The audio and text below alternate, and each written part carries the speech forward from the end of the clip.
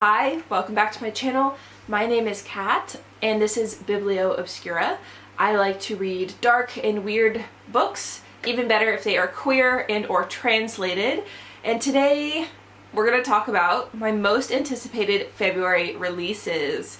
I do not understand how people can make videos about their most anticipated releases of the year, just one video, because I have so many books that I want to read and that are on my radar. So I will be doing these every month and I'm very excited. In fact, I have so many to talk about that as I'm talking, I'm gonna put up some honorable mentions. So these are books, some are YA, because I almost never read YA these days. I'm a 34-year-old lady, I'm a mom. YA just doesn't call to me the same way that it used to call to me. So these are some awesome looking ones that I think people with my similar reading taste would like if you are still reading YA. I am also throwing up some adult books that are honorable mentions because between those on the screen right now and the ones I'm talking about in this video, that'd be like 25, 30 books. That's just too many because I am a bit of a yapper and that video would be way too long. So yeah, those are the honorable mentions, and without further ado, we're gonna get into them. I think I have about 15 to talk about today, some of which I'm already reading because I have advanced copies and I'm very excited to talk about them. So first up, out February 4th, is Victorian Psycho by Virginia Feito. And this author is from Spain, but I believe she's writing in English. And this is following a Victorian governess who is completely unhinged and promises to herself that she really won't kill her charges or her charges' families again this time.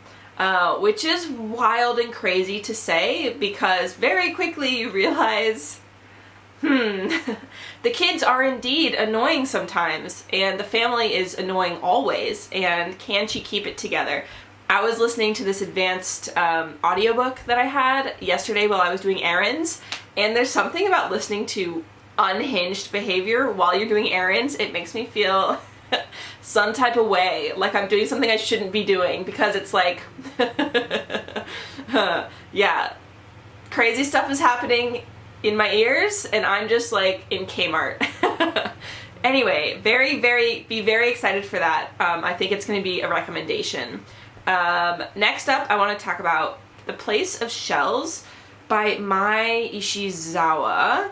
I haven't heard anyone talk about this, but it sounds very intriguing in a way that Japanese fiction often is, where the premise itself is pretty normal and then all of a sudden there's something weird and I'm like, okay, you've got my attention. So it says, the summer of 2020, as Europe is beginning to open back up after the first phase of the pandemic, a young Japanese woman based in Germany is working on a PhD about the iconography of medieval saints. She waits at the train station to meet her old friend who died 9 years earlier in Japan's 2011 earthquake and tsunami disaster, but has suddenly returned without any explanation. When her friend arrives, the narrator guides him through the city's scale model of the solar system, yet it isn't long before his spectral presence in the city begins to fray the narrator's psyche and destabilize the world beyond. Eerie discoveries are made in the forest, Pluto begins disappearing and reappearing, and the threads unravel in the fabric of time. So this won an award in Japan, and I haven't heard anyone mention this, so there you go. It's obviously Japanese and translated from the Japanese into English. So next we have one from South Korea. This is We Do Not Part by Hong Kong, and I have a very interesting relationship with Hong Kong because one of the best books I've ever read based on a true event, which is Human Acts by Hong Kong, is like a 4.5 for me. It's about an uprising that was quelled in South Korea in a very bloody fashion.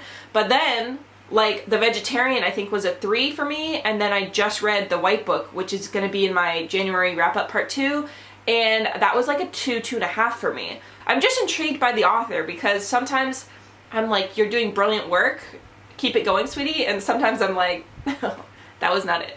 So anyway, We Do Not Part is about a woman who receives an urgent message from her friend to visit her at a hospital in Seoul. She goes to visit her friend, and her friend asks her if she can go to Jeju, where her beloved pet, a white bird called Emma, is, and please take care of it. So as she goes to the island, a snowstorm hits, and she has to go through the snowstorm in the ice in order to take care of this bird. It says, lost in the world of snow, she doesn't yet suspect the vertiginous plunge into the darkness that awaits her at her friend's house. I am so interested. I'm so interested. Hong Kong really has original ideas, and I really applaud her for that, and I will probably keep reading her despite me having really mixed results. So there's that. We have a short story collection by Kirsty Logan, who wrote The Grace Keepers, which I really love. In fact, I have 2 editions because they're both from the op shop and I couldn't decide which one I liked better. They're water dystopians that I really like. So this is a short story collection by her called No and Other Love Stories. Some of the content includes an expectant mother feeds raw meat to the wasp's nest in her shed. A pair of sapphic lovers use ghost possession to fleece money from lecherous men. One woman in wartime London discovers that she loves her husband much more as a ghost. And a teenage girl becomes infatuated with a bloodthirsty succubus. Sounds great. I'm absolutely in. Next after that, we have But Not Too Bold, and this is for all the people who like to read monster romances. The old keeper of the keys is dead, and the creature who ate her is the volatile lady of the capricious house, Anatema, an enormous humanoid spider with a taste for laudanum and human brides. So someone is brought in as the new keeper of the keys, and what she doesn't realize is that the keys hold the spider's memories, and as things start to get more twisted, she realizes that the spider has indeed been eating all of the people, all the brides that are brought to the house. And I'm like, is she gonna get eaten, or is she gonna get eaten in another way? And it will be a romance. I'm very intrigued, and it's sapphic, and it has a giant spider, so I'm very excited about it. We also have Beta Vulgaris, which I know is in my 25 I want to read in 2025. This is about a couple who goes to make rent money by farming on a beet farm, and then things occur. So it says, but as the grueling graveyard shift sets in, she notices strange, threatening text, a mysterious rash, a string of disappearances, and snatches of a hypnotic voice coming from the beet pile itself. I watched someone else and they said that there's body parts and stuff in the soil, and I love that so much. There's something about stuff being buried in soil that gives me the heebie-jeebies and also makes me really want to read it. So there's this. I also have Brother Bronte by Fernando A. Flores, who is a Mexican writer now living in America, I think. And this one I have an audiobook, and I'll be listening after Victorian Psycho. It's about the year 2038, and there's a bustling town of Three Rivers, Texas, which is now a surreal wasteland where reading and literature is banned. And we follow 2 women, one who is the town's last literate citizen, and she reads books in secret as a form of protest. She joins up with her best friend and a wounded Bengal tigress, and 3 scheming triplets and an underground network of rebel tias, which is aunties, to rise up to reclaim their city.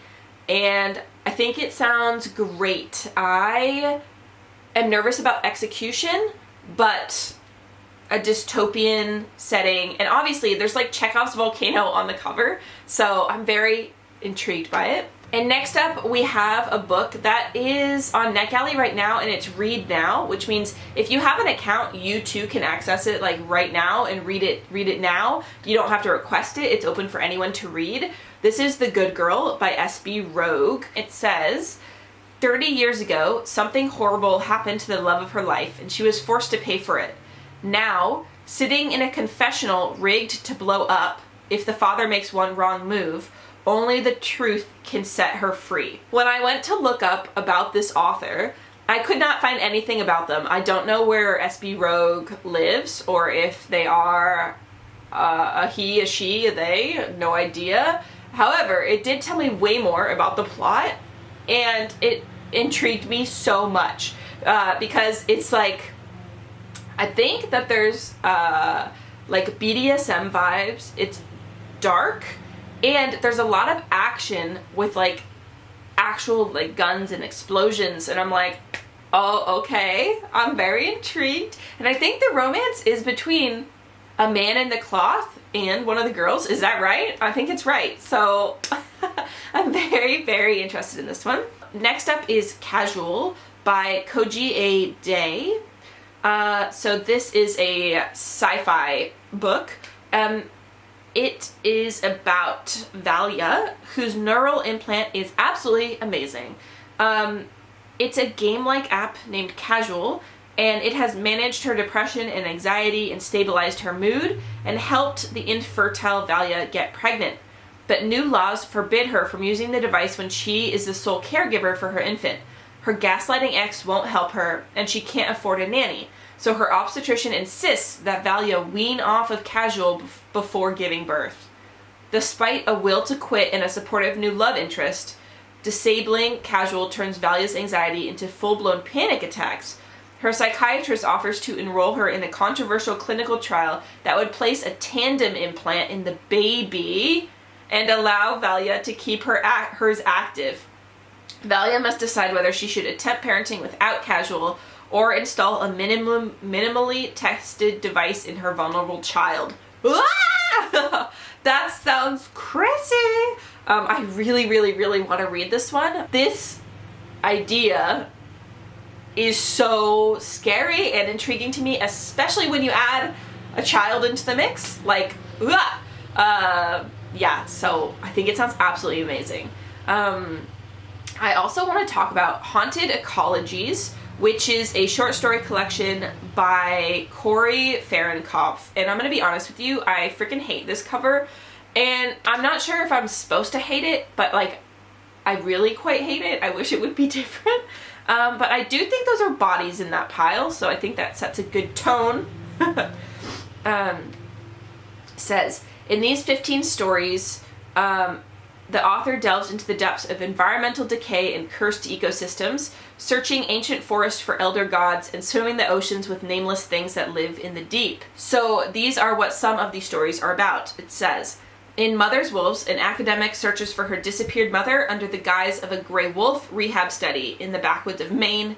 In We've Been in Enough Places to Know, and Waterlogged, an underemployed property manager on Cape Cod traverses the crumbling halls of a seaside luxury condo as something aquatic sings to him from the flooded basement.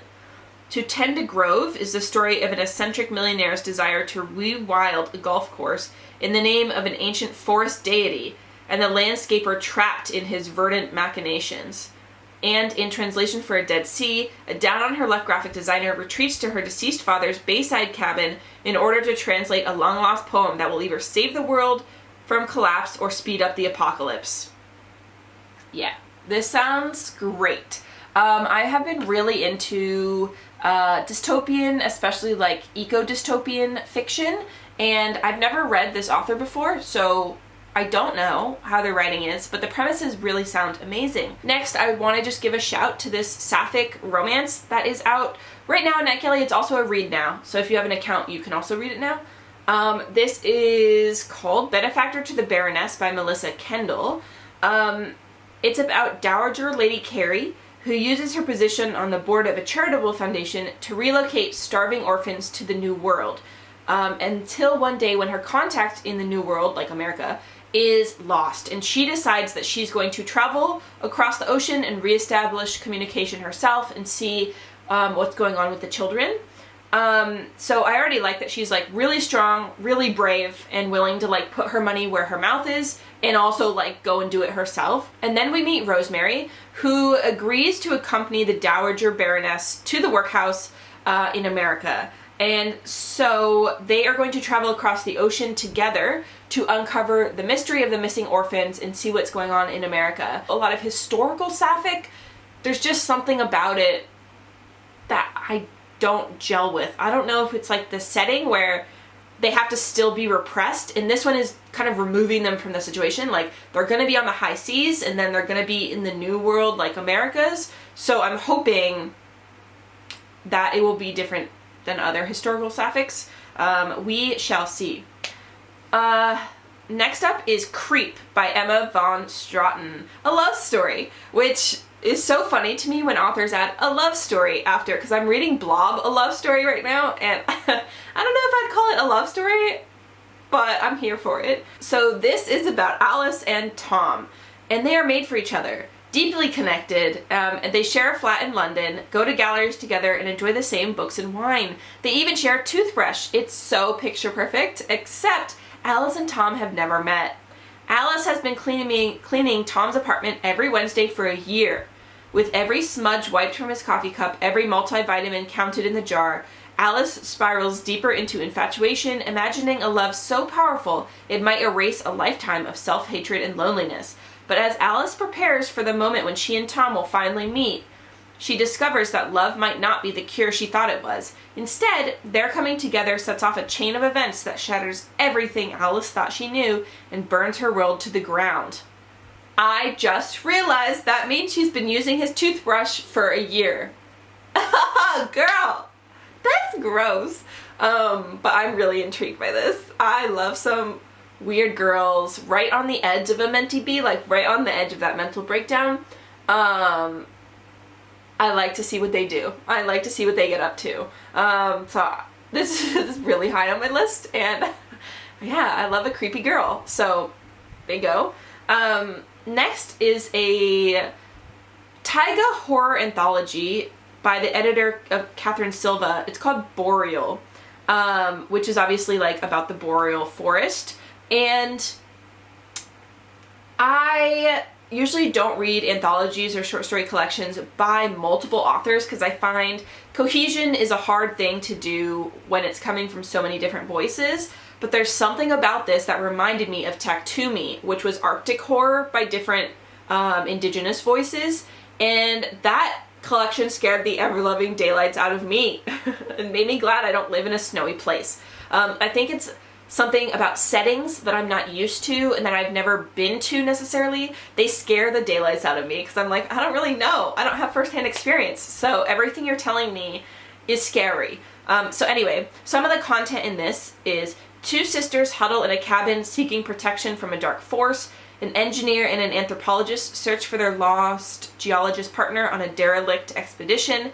And a disgraced tracker investigates a desecrated shrine in a small village. 22 stories intermingle the dark and lonely forests of the Taiga biome with odysseys of sorrow, grief, and self-reflection that skirt the boundaries of life and death. This includes war-ravaged trees, hypnotic glades, and cold, desolate mountains. Try not to get lost. Yeah, so I think it sounds really good. And honestly, I love the cover. It's simple, and it's creepy, and it tells you what you need to know.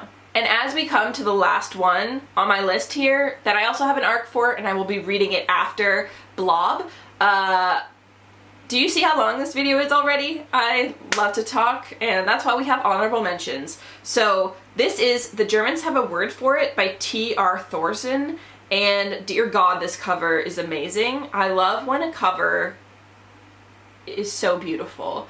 Goddamn, that's stunning. She texts like Rachel. Funny, clever, and with plenty of old school emoticons. She looks like Rachel, mostly. She even breathes like Rachel. He can hear it when he brings the phone close to his ear. Davis no longer thinks of the app as something that replaced Rachel. He thinks of it simply as her. It's a good thing he signed up, because he thought he might go mad when Rachel first died. Now, everything feels right again, save for one, she's not satisfied being an app. She wants more out of life, and it's going to cost him. Rachel also has her share of problems to deal with. She's a bit glitchy, and someone wants to delete her. Life is complicated, even artificial life. So this is giving the movie Her, which like, is probably in my top 30 movies of all time. I love that movie. And then of course it's giving Annie Bot and some of the other human AI ones I have read before. I should do a 5 super specific book recs about AI books that I've loved. That's a good idea. We'll do that later. So I'm really interested in this, and like I said, I do have it from NetGalley, so I will be reading this after I finish Blob. And yeah, so look forward to that probably in a February wrap-up. And those are all the books I'm highly anticipating in February. Let me know which ones you didn't know about, which ones you're gonna pick up, and also if I missed any that you think I would really love, let me know down below. So yeah, without further ado, I'm gonna say toodles for now, and I'm gonna film right now my January wrap-up part 2, and I will see you soon. Lots of love. Bye!